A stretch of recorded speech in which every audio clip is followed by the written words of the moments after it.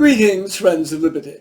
Marguerite presently is awaiting me in the bedchamber, and so I shall not keep my lady unduly, and transition without delay, for your ease of listening, to my 21st century North American accent. In a recent review of Ibram Kendi's How to Be an Anti-Racist, time constraints prevented by describing the reality that CRT, DEI, and other assorted postmodern doctrines, as Kendi espouses, are ideologies. Ideologies of the very type largely produced by our modern universities and colleges.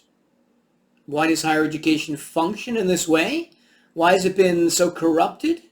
In a word, because of the enormously increased governmental funding and control over it since World War II, which resulted in the creation and importation of postmodernist and leftist doctrines and values, which spread to its students and, over time, through them to the country at large. And since other Western countries uniformly also have higher public education, this American ideology is spreading to them as well. All ideologies come in one of two forms, either secular, like the racial wokeness represented by Kendi and company, or supernatural, as exemplified by the world religions, Buddhism, Islam, Christianity, Judaism, and Hinduism. Since ideologies are self-deceptive belief systems incorporating falsehoods, any ideology must be formed of a series of affirmations, which are statements of belief, either not proven true or false. In types of Christianity, for example, the Nicene Creed functions as a statement of belief or affirmation. It starts, I believe in one God, the Father Almighty, maker of heaven and earth, and all things visible and invisible. I believe in one Lord, Jesus Christ, the only begotten Son of God, begotten of the Father before all worlds, God from God, light from light, very God of very God, begotten, not made, being of one substance with the Father, by whom all things were made. As you can see, this is a statement of belief, not of fact or evidence. It is the same psychological nature as those liberals who, during the confirmation hearings of Brett Kavanaugh, exclaimed, "We believe all women." For them, proof was secondary, as it is in all ideologies. In this video, I will now list 60 affirmations of Ibram X. Kendi, beliefs that are either unproven or false, derived from his book, How to Be an Anti-Racist. Affirmation number 1. Kendi believes all races are equal, neither being inferior nor superior. As he says, to say something is inferior about a racial group is to say a racist idea. The truth? We simply don't know if genetics plays any role or not. But given that identical twins have closer IQs than fraternal twins, as for example Thomas Sowell mentions, the possibility exists that a genetic component could give an intellectual as well as other advantage to one race. Thus, Kendi's affirmation number 1, his claim of 100% certainty that all races are genetically equal in every way. Affirmation number 2. A racist policy is any measure that produces or sustains racial inequity between racial groups. The truth?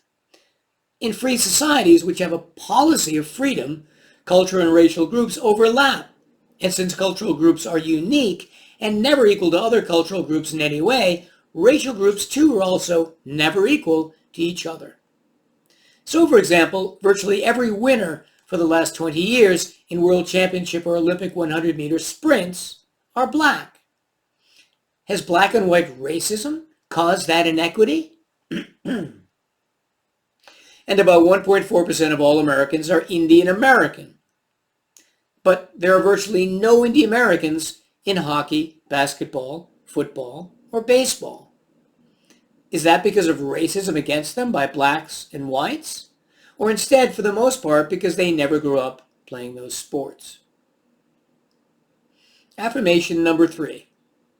Kendi says a racist is one who is supporting a racist policy through their actions or inaction, or expressing a racist idea.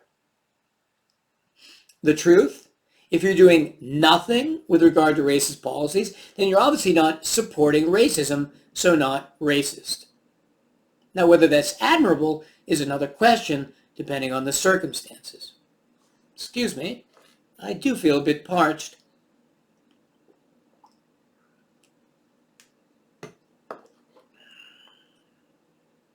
Affirmation number 4.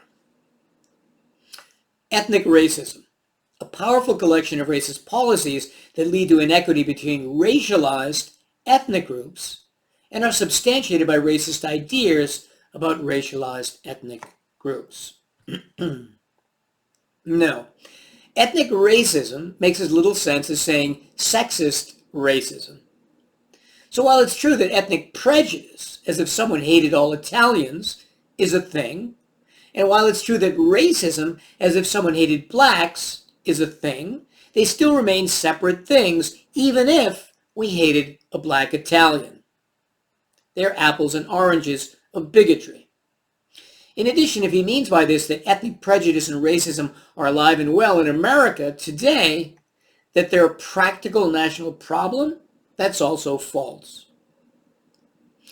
Affirmation number 5. Kendi says, the racist idea that black people just weren't very studious, which made me feel even more despair or indifference. Can the truth be racist? If this idea is racist, then Dr. Thomas Sowell, as well as hundreds of thousands of other black intellectuals, are all racist. Just excuse me for recognizing that fact. Affirmation number 6. I was a dupe, a chump, who saw the ongoing struggles of black people on Martin Luther King Day 2000 and decided that black people themselves were the problem. No, he's a dupe presently because he thinks white people and capitalism are the problem. Note the lack of responsibility. Black people never need to improve in any way. It's the other people, the whites, who need to change. Or it's the system, capitalism, which is to blame. Never black people themselves as an ethnic group. They are perfect. Affirmation number 7. What's the problem with being not racist? It is a claim that signifies neutrality. This man needs a refresher course in Logic 101. You're either racist or not racist. It's binary. So no, it doesn't necessarily signify neutrality. Affirmation number 8. Racist is not, as Richard Spencer argues, a pejorative. It is not the worst word in the English language. In English, it is not the equivalent of a slur. Has Kendi not read any news for the last 30 years? If he had, he would have known, for example, that Donald McNeil Jr., a New York Times science reporter, was smeared and canceled in 2021 just because he mentioned that someone else used the N-word. Affirmation number 9. One either believes problems are rooted in groups of people, as a racist, or locates the roots of problems in power and policies, as an anti-racist. A false alternative. If, because Asians are shorter than other races, there have only been about 11 Asians in the entire history of the NBA, this is certainly a basketball problem for them, which is rooted in their shortness. Affirmation number 10. The language of color blindness, like the language of not racist, is a mask to hide racism. Martin Luther King disagreed, saying, I have a dream that my 4 little children will one day live in a nation where they will not be judged by the color of their skin, but by the content of their character.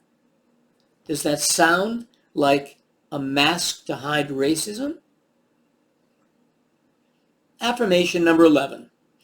A colorblind constitution for a white supremacist America. Again, just a pure affirmation like Allahu Akbar. The reality is that the United States Constitution, by its emphasis on freedom and protecting property rights, maximizes the likelihood that racists pay the natural societal consequences of their racist actions, and thus that over time, racism is reduced. Affirmation number 12. We can be a racist one minute and an anti-racist the next. Almost always false. If, as is now the case, blacks have more than twice as many hate crime offenders per capita as whites, then it usually takes lots of time for those haters to change to become something better. Affirmation number 13.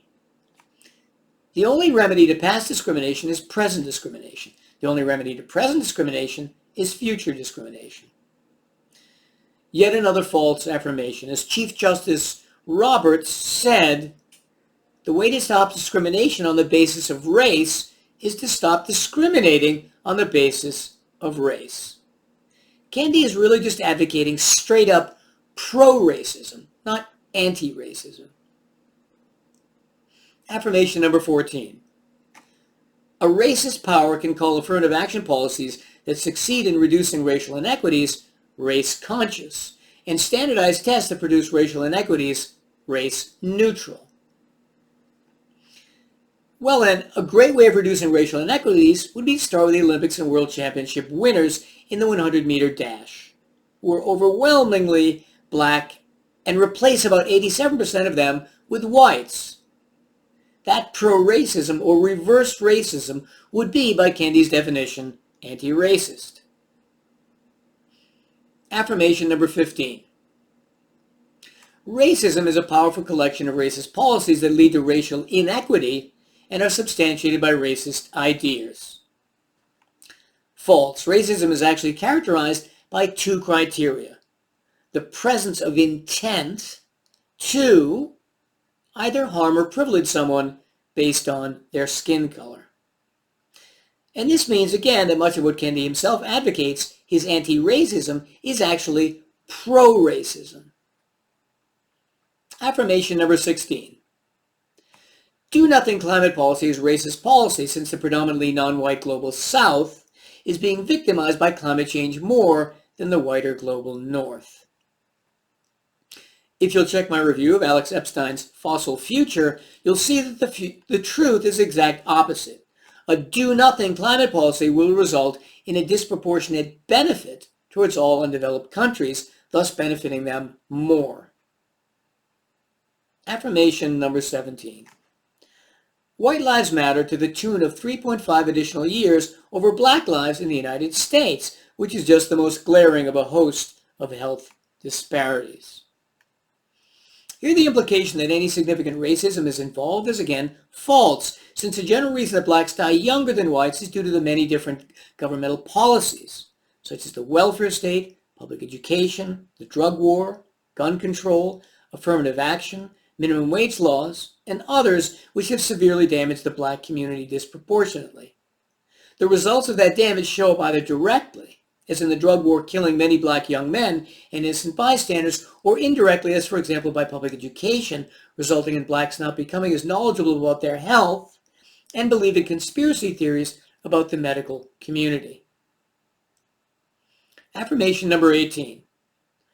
Racist voting policy has evolved from disenfranchising by Jim Crow voting laws to disenfranchising by mass incarceration and voter ID laws. Only in this fantasy. The reality is that voting for blacks is easier now than it's ever been. Affirmation number 19. Assimilationist. One who is expressing the racist idea that a racial group is culturally or behaviorally inferior and is supporting cultural or behavioral enrichment programs to develop that racial group. No. Someone, for example, like John McWhorter or Thomas Sowell, who recognizes that blacks on average have worse study habits than Asians, which partly explains their bad academic results, is the opposite of racist. By Kendi's own definition, it's Kendi who's racist, since his denial that these bad study habits exist damages black students disproportionately. Affirmation number 20.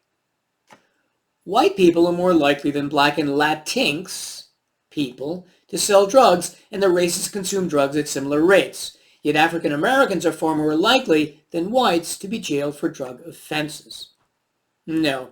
The reality is that blacks sell drugs outdoors much more than whites do, and thus are more likely to be caught. Affirmation number 21. In 2016, Black and Latinx people were still grossly overrepresented in the prison population at 56%, double their percentage of the U.S. adult population. White people were still grossly underrepresented in the prison population at 30%, about half their percentage of the U.S. adult population. No. In 2021, for example, according to the FBI, blacks committed 44% of all violent crimes and whites 43%. But blacks are only 12.5% of the population and whites 60.5%, which means that the black violent crime rate is almost 5 times that of the white. Affirmation number 22. The Reagan Revolution was just that, a radical revolution for the benefit of the already powerful. It further enriched high-income Americans by cutting their taxes and government regulations. No, the reality, as Michael Novak pointed out, is that by cutting inflation from 14 to 4% and dropping unemployment from 7 to 5%, Reagan supercharged black employment, which surged 25% during his 2 terms, from 9 million to 11.4 million, with the result that black income increased 36%. So Reagan helped blacks enormously, which Kendi, hating capitalism, can't accept. Affirmation number 23. Americans have long been trained to see the deficiencies of people rather than policy. It's a pretty easy mistake to make. People are in our faces, policies are distant. This ironically fits Kendi to a T, who doesn't understand the lengthy list of damaging anti-black, big government policies that I mentioned earlier.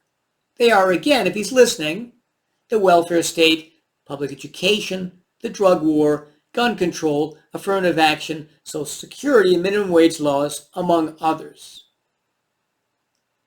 Affirmation number 24. Assimilationists believe that people of color can, in fact, be developed, become fully human, just like white people. Assimilationist ideas reduce people of color to the level of children needing instruction on how to act. A childish statement by Kendi, spoken like so many young kids, both black and white today, who have such high pseudo-self-esteem, but compared to humbler kids of other countries, far fewer math and reading skills and worse study habits. Affirmation number 25. Black people, discouraged by America's undeniable history of racist progress, from advancing police violence and voter suppression to widening racial inequities in areas ranging from health to wealth. Here he actually means to say that racism has increased. But what's the reality if we look at hard indicators? Number 1, in colleges and universities throughout the U.S., the number of race crime hoaxes, allegedly of whites against blacks, has skyrocketed. And that because, as Glenn Reynolds likes to say, the demand for racism exceeds the supply.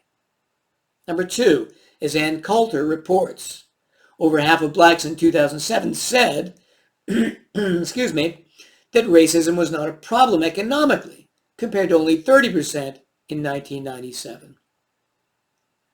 Number 3, the number of lynchings of blacks in the U.S. declined from a high of 160 per year in 1890 down to close to zero in 1970. Relatedly, it used to be the case that more blacks were killed by whites than whites by blacks. But now, on average, over twice as many whites are killed by blacks as blacks by whites. Does that sound like an increase in white-on-black racism? Number 4, membership in the Klan has gone from between 3 and 8 million in the 1920s to 3,000 today. Number 5, as Dinesh D'Souza reports, the Defense Department is required to hand over at least 5% of procurement, construction, research, and testing contracts to minority businesses or to historically black colleges. Does that sound like an increase of white racism? Affirmation number 26. The other races save Latinx and Middle Easterners. Latinx isn't a race, it's an ethnicity, and a made-up one, the actual term being Hispanic. Affirmation number 27. Biological racist, one who is expressing the idea that the races are meaningfully different in their biology and that these differences create a hierarchy of value. So again, false. Thai Americans are meaningfully different in being small enough so that there are almost none in the NBA. But is recognizing that truth racist? And does Thai shortness create a hierarchy of basketball value? Absolutely. They're near the bottom. But again, is that racist? No, it's a fact, and facts are never racist. Yes, Marguerite. Yes, I'll be right there.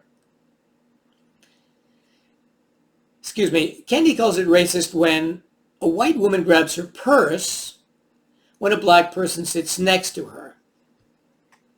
No, that's what Thomas Cole calls discrimination 1B. In other words, both whites and blacks understand that blacks are 5 times more violent than whites, and so naturally, if they don't know anything else about the person, are more fearful. Affirmation number 29. Butchering Ebonics for sport is racist. No, it's called ethnic humor. Here's an example. What does a Polish bride get on her wedding night that's long and hard? Answer: a new last name. Affirmation number 30.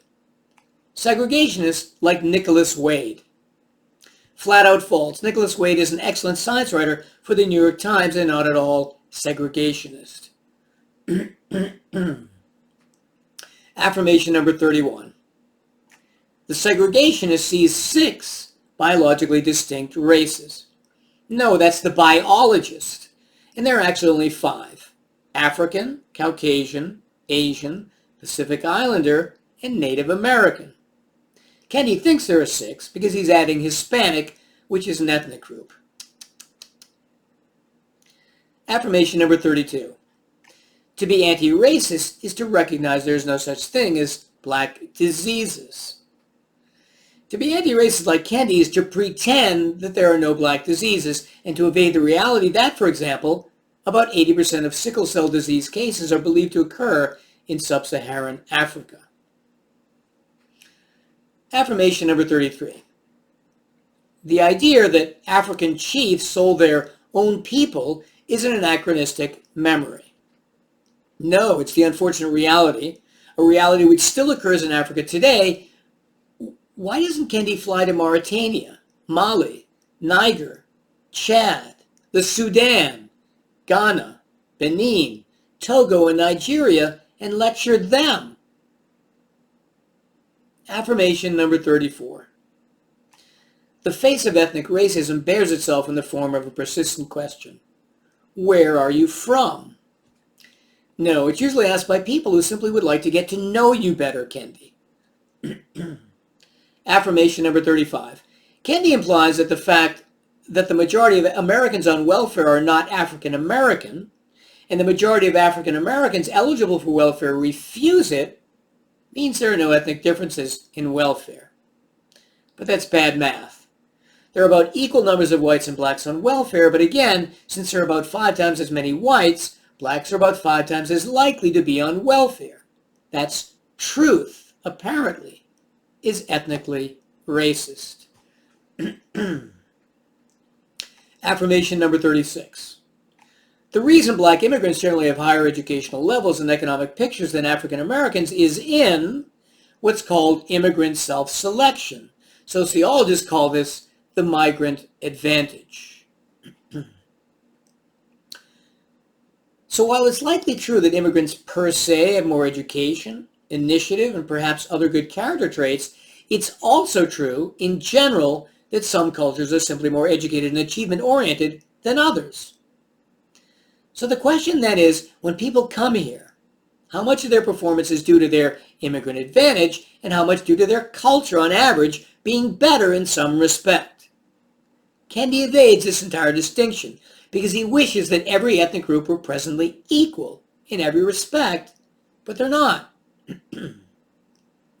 When the Japanese come here, their immigrants at first do worse than Japanese Americans already here. Worse, not better, an immigrant disadvantage, perhaps because of language problems. 70K per household compared to 88K for Japanese Americans born here. But the arriving Japanese, as you just saw, still make more than the average American, likely partly because all Japanese are more educated whether they have immigrant advantage or not. So 53% of Japanese in Japan have a college degree compared to only about 30% of African Americans here. So the culture of Japan in crucial areas is superior to African American culture, which is mainly why they earn more. Secondly, if we control for immigrant advantage by looking at the per capita income of many different immigrant groups in America, for which we can assume their immigrant advantage is the same, we nonetheless see enormous differences in standard of living. Indian Americans, for example, make on average $126K per household, whereas Burmese Americans make $45K. Filipino Americans make $100K on average, and Thai on average $66K. So again, likely the same immigrant advantage for different cultures, but enormous disparities of income. Thirdly, if we look at ethnic groups that aren't immigrants at all, like American Indians, we find that, for example, the Chickasaw make $49K per household and the Apache $28K. That's all either due to a difference in culture or the effects of disproportionate governmental policy. Affirmation number 37. Kendi seems to want to believe that all racial groups are equally violent. In order to prove this, he says, for example, the University of Chicago Crime Lab found a 43% reduction in violent crime arrests for black youths who worked 8-week-long part-time summer jobs, compared with a control group of teens who did not. Now, while it's true, no doubt, that reducing unemployment reduces the crime rate, that doesn't address how many black teens chose to be or remain unemployed in the first place. Secondly, it doesn't address, and Kendi nowhere mentions in the whole book, how much of this unemployment was caused by minimum wage laws, which create a huge and disproportionate rise in the unemployment rates of black teens. Affirmation number 38. There is no such thing as a dangerous racial group. In theory, perhaps. In history, not true. At times, whites have been more violent, and at others, blacks. Right now in the U.S., blacks are 5 times more violent per capita than whites. Affirmation number 39. Cultural racist. One who is creating a cultural standard and imposing a cultural hierarchy among racial groups. So again, he's evading that culture overlaps and can be separate from race. So we can have black Jews and white Jews, Asian Scots and white Scots, and black Italians and Asian Italians. Secondly, he's again pretending that all cultures are equal. They are not. They're completely unique, and thus, in hundreds of different ways, inferior and superior comparatively. So Kendi should get used to the fact that the average Asian would likely kick his ass in ping pong. Affirmation number 40. Why is Ibram X broken English, but English is not broken German? First, because Ibram X isn't as grammatically precise, and secondly, because it's less useful because no one uses it professionally. Affirmation number 41. Behavioral racist. One who's making individuals responsible for the perceived behavior of racial groups and making racial groups responsible for the behavior of individuals. Again, he's confusing ethnic with racial groups. So, for example, when the Great Black Migration North occurred in the United States from 1910 to 1970, many northern blacks, as Thomas Sowell mentions, understood that the rowdier and more violent southern blacks might give them a bad reputation. To be concerned about that was not racist, but sensible, and to act to try to reduce it.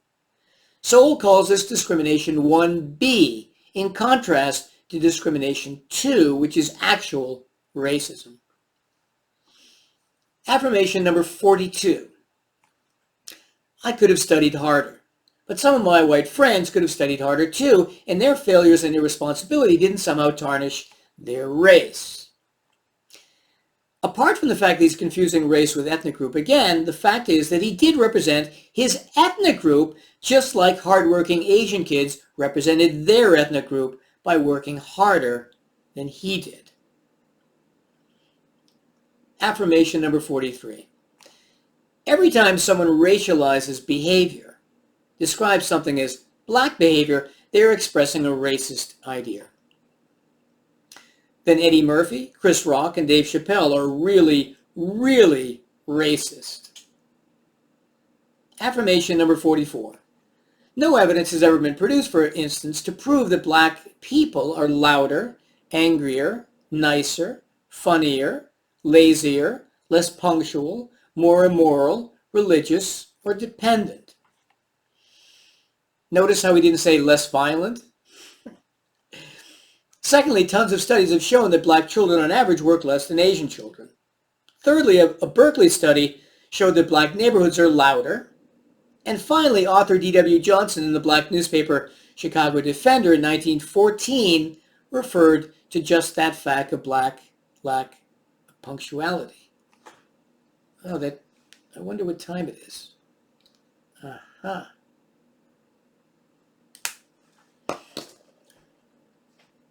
Affirmation number 45. The use of standardized tests to measure aptitude and intelligence is one of the most effective racist policies ever devised to degrade black minds and legally exclude black bodies. Exactly the opposite. Standardized tests, for example, enabled Harvard and other colleges to see the brilliance of Thomas Sowell, even though he never took any test prep courses like Kendi did. Affirmation number 46. The acceptance of an academic achievement gap is just the latest method of reinforcing the old racist idea, black intellectual inferiority. No. First, the academic achievement gap shows black underachievement, not racial inferiority, just like Kendi underachieved. Secondly, thousands of studies have demonstrated that the gap presently exists. Affirmation number 47. Du Bois' avowal of a post-color black America after the presidential election of Warren G. Harding in 1920 was as out of touch as John McWhorter's avowal of a post-racial America after Barack Obama's presidential election in 2008. No. John's completely in touch on this. As he said in Forbes magazine, in answer to the question, is America past racism against black people? I say the answer is yes. Affirmation number 48. For decades, racist power contributed to destroying unions. Exactly backwards. It was unions, as Walter Williams showed in his The State Against Blacks, that damaged blacks enormously, especially in the century after the Civil War. And it was economic freedom which helped blacks everywhere, even as Sowell mentions, in the American postbellum South and in South Africa under apartheid. Affirmation number 49. When Black Lives Matter crested into a movement in 2015, former New York City Mayor Rudy Giuliani called the movement inherently racist. Well, BLM didn't care about the white lives snuffed out by police brutality, only black lives. If they hadn't been so racist, Americans might have trusted them more. Affirmation number 50. Kendi claims that the reason the majority of both blacks and whites don't believe that racism explains persisting racial inequities is likely because they're internalizing racist ideas. Again, a pure denial and inability to comprehend that white-on-black racism is virtually gone. Affirmation number 51. What if we treated racism in the way we treat cancer? You mean irradiate people who Kendi calls or implies are racist, like Clarence Thomas, Thomas Sowell, and Walter Williams? The way chemo destroys and kills cancer cells? Is that what Kendi's suggesting? Affirmation number 52. White power controls the United States, but not absolutely. No, the fact that the majority of people in the U.S. are white doesn't mean that they're for white power at all. Affirmation number 53. He mentions Clarence Thomas's murderous gangs of anti-black judgments over the years. No. Clarence Thomas's judgments have usually been beneficial for both blacks and whites. Let's review. In Prince v. United States and District of Columbia v. Heller, he upheld the Second Amendment. Number 2, in numerous decisions, he's rejected the modern, overbroad interpretation of the Commerce Clause, which is used to overregulate the American economy. On at least 2 occasions, he has pointed out that the Equal Protection Clause outlaws federal affirmative action. He dissented in the horrendous Kelo v. New London, which unfortunately put eminent domain on steroids. And finally, he supported commercial free speech in Liquor Mart v. Rhode Island. Affirmation number 54. Africa's unprecedented capitalistic growth over the past 2 decades has enriched foreign investors and a handful of Africans, while the number of people living in extreme poverty is growing in sub-Saharan Africa. The reality is that poverty has declined from 56 to 43% in the 22 years from 1990 to 2012, meaning that along with the population growth, the number of people there who aren't poor has increased from 281 to 633 million, or about 350 million people. Is that number, which is greater than the present population of the U.S., really a handful? Affirmation number 55. The history of capitalism, of world warring, classing, slave trading, enslaving, colonizing, depressing wages, and dispossessing land and labor and resources and rights. Again, he gets his history backwards. The greatest period of capitalism in the 19th century was a peaceful period generally, except for the U.S. Civil War, which saw the capitalist North destroy the slave South. Capitalism destroys classes because most people are mobile through numerous classes in their lifetime, which is not the case in totalitarian societies. Slavery and the slave trade was destroyed, again in the capitalist 19th century, by capitalist Britain, and later the U.S. Colonizing was generally done by capitalist countries because they were the most productive, and the non-productive, non-capitalist countries would have done it if they could. Then in the 20th century, those capitalist countries, unlike the Soviet Union and Nazi Germany, gave up their colonies. Finally, capitalism increases wages, as anyone living in the West over the last 200 years can obviously see. Affirmation number 50. Yes, honey, I'll be right there. Kendi claims he asked a favorite teacher. If we can't be objective, then what should we strive to do? He says that she replied, just tell the truth. That's what we should strive to do. Tell the truth. Priceless. What does objective mean? Affirmation number 57. Kendi says, when researchers compare historically black colleges and universities to historically white colleges and universities of similar means and makeup, historically black colleges and universities tend to have higher black graduation rates. That's true, but not because of racism, but because historically white colleges and universities practice more affirmative action and thus create more mismatch of students, and also because historically black colleges and universities have lower standards. Affirmation number 58. The increasing percentage of black babies born into single-parent households was not due to single black mothers having more children, but to married black women having fewer children over the course of the 20th century. Mainly false. The increasing percentage from 18% in 1950 to 69% in 1997 of black children born to unwed mothers was due to the presence of many more black single mothers in the total population of all black mothers. And that increase in single black mothers was very likely caused by various governmental policies, such as the welfare state, public education, minimum wage laws, and the drug war, and others that I mentioned before. Affirmation number 59. Yes, I'm almost done. To achieve social change, Kendi is against persuading others. This isn't perhaps surprising given how unpersuasive he is.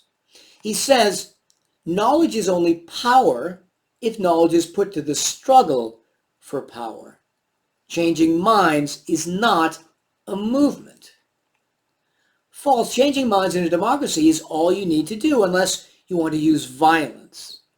Perhaps that's why Kendi says, what if anti-racists were propelled not only by, what if anti-racists were propelled only by the craving for power to shape policy in their equitable interests? The craving for power. And finally, affirmation number 60. Believe all is not lost for you and me in our society. Believe in the possibility that we can strive to be anti-racist from this day forward. Believe in the possibility that we can transform our societies to be anti-racist. So this is, not surprisingly, the way Kendi ends his pro-racist book, on a final affirmation, praising faith in his irrational beliefs, partly because he's given up on persuasion. Imagine a religious believer who dedicated his life to fighting the devil. That is Ibram X. Kendi on a secular level, fighting the alleged devil of racism that as a practical problem only exists in his mind. On a note of happy anticipation as to what surprises await me in the bedchamber, I bid you well and remain the Scarlet Pimpernel.